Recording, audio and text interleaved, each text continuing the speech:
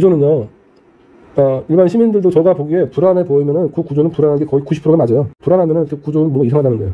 이게 뭐다? 최소한의 기준이다. 불렀어요. 배가 불렀는데 위에서 보니까 이 배가 부른 게 여기서 말한 27cm. 법상으로는 온벽 높이의 몇 분의 몇 가지는 건물이 들어서면 안 돼요. 근데 다 건물이 들어섰고 기초를 여기다 이렇게 그냥 써놓고 끝냈어요. 기가 막히죠? 답답하죠? 아래 사람들 미치는 거죠. 이게 어떻게 인허가 허가가 나고 어떻게 준공 처리가 되고 하는 것들이 있을 수가 그러니까 상식적으로 있으면 안 되는 일인데 피해 사례를 한번 보기로 하겠습니다. 여기 같은 경우는 지금 대부분의 이제 그 지방에 있는 그 뭐죠? 별장 아니면 집안에 어떤 그 있잖아요. 갑자기 이름이 생각 안 나는데 여기 아랫집이 있어요.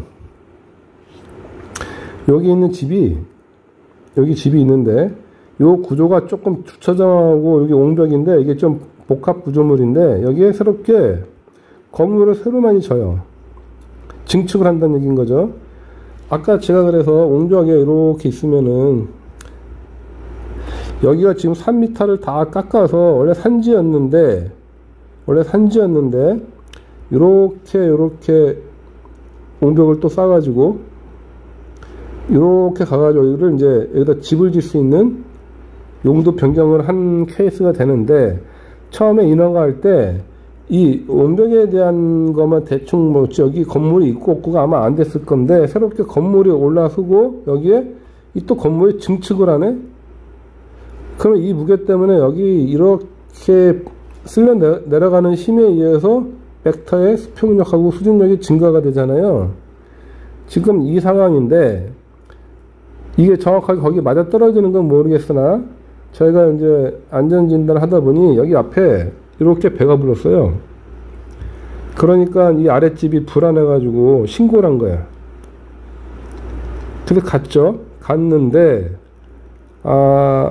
이 옹벽이 되게 오래됐어요. 오래됐고 그 다음에 옹벽 거푸집을 이제 보통 유로폼이라고 하는 요 사이즈 보니까 6012 정도 되는 600에 1200짜리 유로폼을 댄 것도 같은데 배가 불렀어요. 배가 불렀는데 위에서 보니까 이 배가 부른 게 여기서 말한 27cm.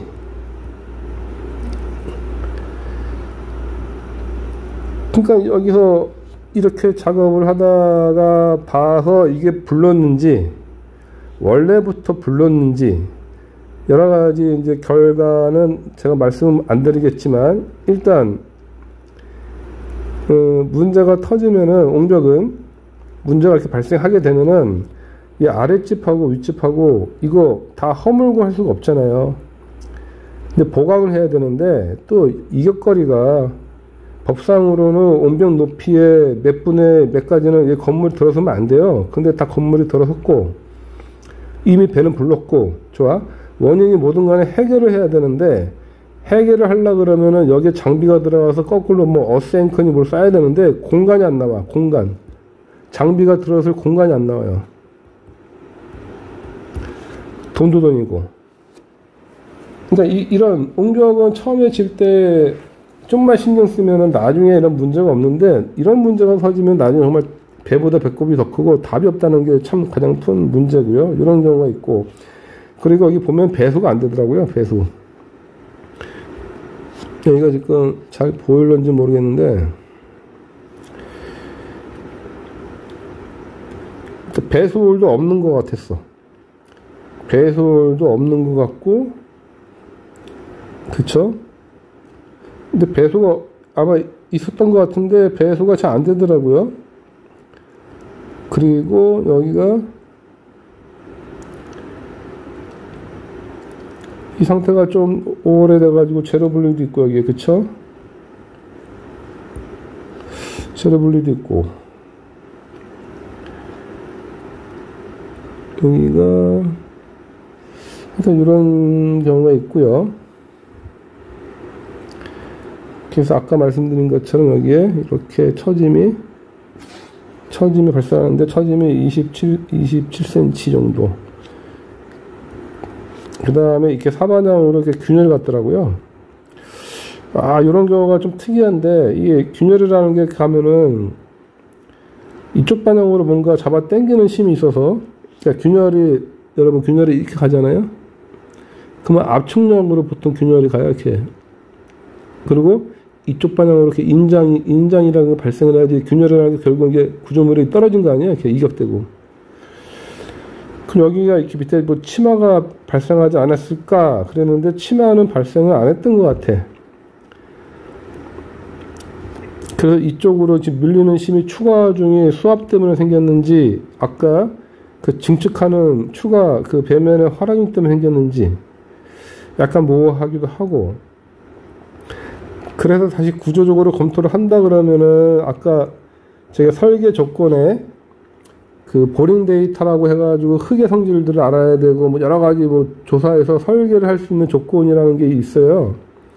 이걸 얻으려면은 조사하는 비용도 또 만만치 않고, 하여튼 골 때리는 경우가 발생을 하는 거죠. 그 다음에 요거 같은 경우는, 여기 참 보시면은 기초를 여기다 이렇게 그냥 쌓아놓고 끝냈어요. 참 기가 막히죠. 그 여기도 옹벽이 지금 이게 이렇게 소단이 됐는데, 이게 왜 그랬는지는 모르겠는데 한꺼번에 안 치고 틈나는 대로 뭐 돈 되는 대로 쳤는지는 모르겠으나, 그런 여기 있는 주민께서 얼마나 불안해요. 여기에 이게 옹벽이 무슨 정확히 옹벽인지도 저도 잘 이게 그러니까 틈나는 대로 분할시고 하면서 뭐 닥치닥치 붙였어. 답답하죠. 아래 사람들 미치는 거죠. 그럼 이게 어떻게 인허가 허가가 나고 어떻게 준공 처리가 되고 하는 것들이 있을 수가 그러니까 상식적으로 있으면 안 되는 일인데 벌어지잖아요. 이게 현실인 거죠.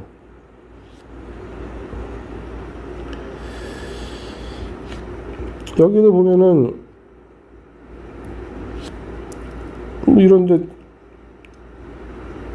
이게 참 그리고 여기가 기초가 다 드러났어요.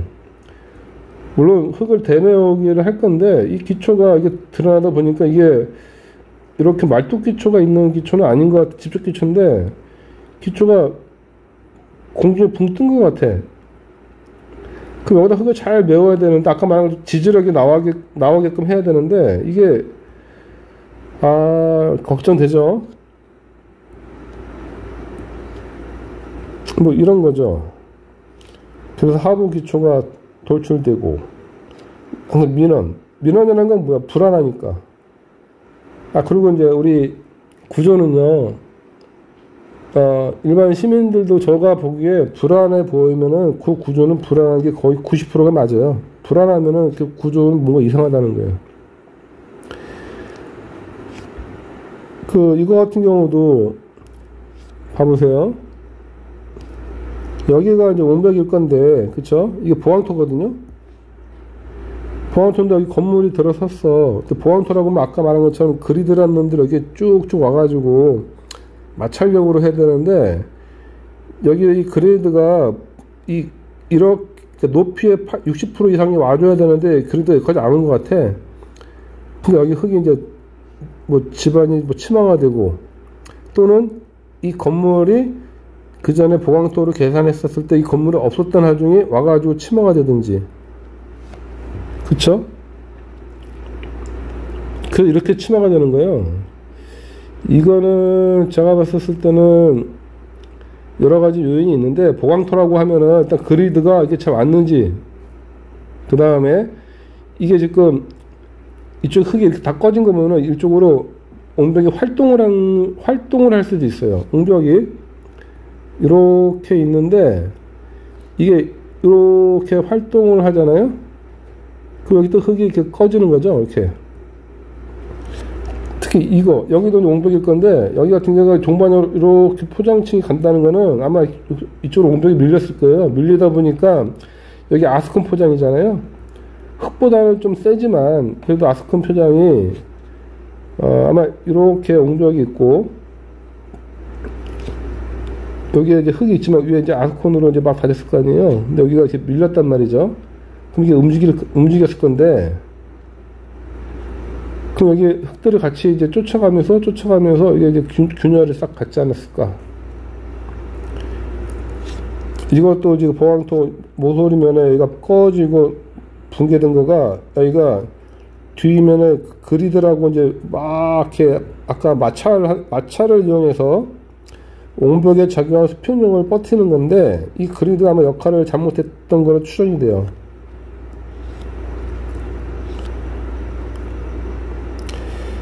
그래서 피해 사례를 다시 한번 보시면은 여기 보시죠. 처음에는 여기에 옹벽이 이제 이렇게 보강토가 있고 그리드가 몇 간격으로 쫙쫙쫙쫙 해가지고 높이의 60% 이상인가요? 이걸 쭉 깔아줘야 돼요. 그걸 배면에 이렇게 레벨인 경우하고 배면에 토사가 기울인 경우하고 제가 흙이 미끄러진다 그랬죠. 미끄러지는 힘이 틀려요. 배면이 있으면 당연히 커지겠죠. 처음에는 이렇게 했다가 시간이 지나서 이게 옹벽을 또 하나 해서 추가적인 하중이 생겨. 그러다가 여기 건물이 들어서네? 그러면 이제 이게 늘어나는 거죠.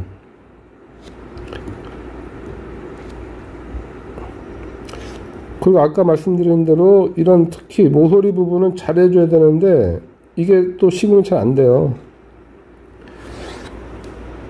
그러니까 아주 큰 공사 아니고 이 주변에 그 주택 단지 저쪽에 있는 언벽들은 참 이게 뭐라고 해야 되잖아, 우범지대? 근데 결국은 이제 돈인데요. 그러니까 돈을 무조건 아끼려고 하고, 그쵸? 그 싸면 다 좋은 것 같고, 뭐 하여튼 그런 것들이 있는데 이게 다 결국 우리들 재산을 더 피해를 입히고 시민들의 그 안전에 더 이제 손해가 되는 거죠. 이런 데들 아까 말한 이런 그 꺾이는데, 그래서 아까 말한 제가 이게 이제 아까 안정성 검토라고 그랬잖아요. 안정성 검토. 활동, 전도, 지지력. 전도는 아까 한 축을 기준으로 해서 돈다고 했고요. 활동을 움직이는 거고. 그래서 아까 활동을 방지하기 위해서 이건 보강토 옹벽 삽도지만 RC 옹벽에는 활동 방지 턱이라고 해서 밑에다 전단키 달잖아요. 그래서 아까는 보강토의 그리드에 요 사이에 이제 마찰력을 발휘해야 되는데 이게 어떤 그 이격이 돼가지고 마찰이 좀 덜 되게 할 경우에 이런 파단이 일어나고, 그래서 이거 같은 경우에 지오 그리드, 아까 보강토의 지오 그리드의 뭐 강도 부족, 배수충, 그러니까 물이 잘 빠져야 되는데 물이 못 빠지게 했다든가, 뭐 그래서 이렇게 크게 이제 파이는 거죠. 그러니까 대부분의 배수 분량이 가장 토목 건축의 건설은 항상 물하고 싸움이에요. 물. 그래서 물을 이기려고 하지 말고 물을 항상 길을 내주어서 물이 알아서 잘 가게끔 물길을 잘 터줘야 돼요. 그래서 물이 이제 막히는 순간 이 물이 얼로 가서 얼로 나올 줄 몰라. 하나 물은 막는 게 능사가 아니고 길을 터줘서 물을 잘 흐르게끔 이렇게 혈안이 잘 혈액순환 뭐 그런 식으로 물을 참 잘 다스려야 돼요.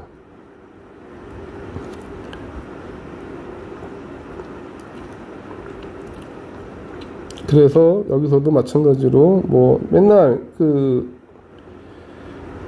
수평력 성실화 맨날 그러죠. 수평력, 옹벽은 수평력이 지배적인 건데, 그렇죠? 항상 배수 분량. 그래서 배수에 우리가 신경을 써야 됩니다. 요건 한번 단계별로 한 건데, 물이 위에서 물이 와서 이렇게 흘러올 때, 침투하게 될 때, 여기에 잘, 잡석 같은 거 깔아서, 그 다음에 드레인보드, 부직포 같은 거 해서 토산 안 빠지게끔 하고, 그러면은 물이 잘 빠지면은 문제는 없어요. 근데 물이 막히는 순간부터 문제인 거니까, 한번 보시죠. 1단계가 이렇게 되고, 여기서 물이 고이죠. 물이 고이는 순간, 우리가 예상치 않은 설계 때 수압을 고려 안 했지. 왜? 배수가 잘 될 거니까. 근데 배수가 안 돼. 그러므로서 수압이 생기고. 그쵸?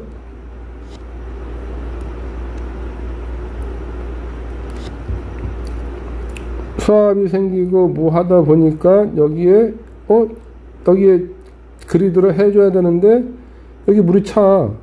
그 물이 차면 여기가 그 흙하고 그리드하고 마찰이 있어야 되는데 물이 참으로써 그런 마찰 그런 게 없잖아요. 근데 이게 떨어지는 거지. 그쵸?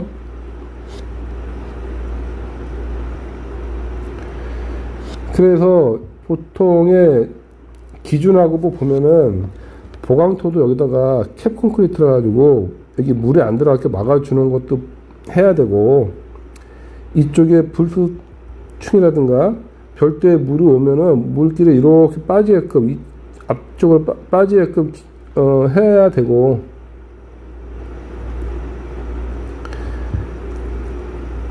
그 여기 상세 이렇게 해야 되는데 대부분의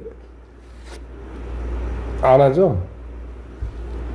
돈도 돈이고 뭐 그런 것 때문에 그런 건지, 보강토 옹벽은 굳이 엔지니어의 도움이 필요 없는다라고 해서 동네 아저씨들 이제 하는 거라고 인식이 된 건지, 이제는 국민들도 시민들도 이제 이런 것들이 아셔서 그냥 하는 게 아니라는 걸 좀 아셨으면 좋겠고요.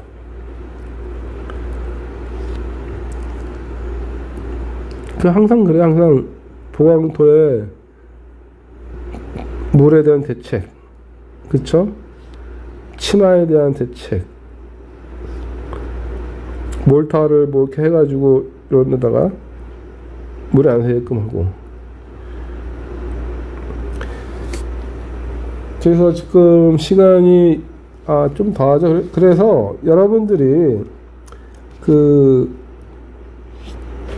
건축은 개발 행위라는 걸 하잖아요. 개발 행위. 그래서 부지를 사고 용도 변경을 하고, 그쵸? 그래서 집을 짓고 분양을 하고, 대부분의 이 과정에서 이제 옹벽 같은 게 보강토 많이 들어가는데, 여기에 이제 이런 행위에 앞서서 수반되는 게 인허가입니다. 인허가들 하는 것들은 이제 건축 관련된 분들을 하시는데, 이런 것들은 나중에 한번 네이버니 뭐니 어떤 인허가 관련된 건 잘 나와 있어요. 잘 나와 있는데, 기본적으로 옹벽에 관련된 거는 국가건설기준센터라고 하는 데에서 콘크리트 옹벽에서 설계 기준이 있어요. 그래서 KDS는 디자인, 이건 설계, 아까 같이 그 설계 조건에서 집안의 개수가 얼마니 뭐 그런 것도 있었잖아요. 내부 마찰각이 얼마니 뭐 그런 설계의 기준. 그 다음에 KCS는 이거는 시공 기준이에요. 구조계산 도면 다 하더라도 시공할 때 아까 말한 배수는 어떻게 해야 되고, 옹벽의 전면에는 높이 얼마만큼에는 여기는 건물이고 뭐가 들어서지 말라, 뭐 그런 기준도 있고, 그쵸? 배수할 때는 30cm 이상 잡석을 채워야 되고 저쪽 기준이 있고, 그래서 시공 기준이 있어요. 이런 것들이 인터넷 가면 다 이제 공개돼 가지고 일반인도 볼 수 있으니 한번 관심 있어가지고 보시면은 좋을 것 같아요. 이렇게 내용을 100% 이해 못하더라도 특히 이거는 잘 모르더라도 시공할 때는 아까 말한 뭐 얼마큼 깔아라, 최소 뭘 깔아라 하는 최소한의 기준이 있기 때문에 이것들은 보시면 좀 아실 거예요. 그래서 콘크리트 옹벽 기준이 있고요. 보강토 옹벽 기준도 있고, 그쵸? 그래서 가장 요즘 많이 쓰는 거가 보강토니까 보강토 옹벽에 대해서 좀 보시면 되겠고요. 그 다음에 시공 기준에 이렇게 자세하게 표층은 어떻게 하고요, 30cm에는 배수층을 두고요, 배속을 이렇게 두고요, 네, 여기 상세 A는 다음 시간에 뭐 있겠죠. 그거하고 이거 두고 이런 게 있어요. 이게 뭐다? 최소한의 기준이다. 요거를 여러분들이 좀 인식을 하셔야 됩니다. 그래서 보강토 운벽에 여기 엉망으로 하는데, 특히 위에 부분, 여기에 위에 부분에 대해서, 그쵸? 아, 여기는 하부네. 위에가 아니고 하부인데, 이런 세세한 규정, 그 다음에 여기 안에 필터를 채운다, 그 다음에 토목 섬유를 깔라, 그런 게 다 있습니다. 그래서 여러분들 어떠셨는지 모르겠는데, 오늘 그냥 한 김에 간략한 법규인데, 법규는 나중에 인허가 관련된 것들은 나중에 시간 되면 좀 보강하겠지만, 인허가 같은 경우는 주변에서 그냥 네이버 치시면 금방 알 수 있고요. 그 다음에 저희는 이제 몇 가지 대충 받고, 다음에는 실제로 제가 카메라를 들고 현장을 가서 현장에 대해서 실제로 제가 가서 한번 볼게요. 우리 보안관들 몇 명하고 같이 실제로 주변에서 옹벽 구조물 한번 찾아가서 한번 영상에 담아가지고 한번 설명을 좀 더 한번 해드릴게요. 예, 이상으로 저희가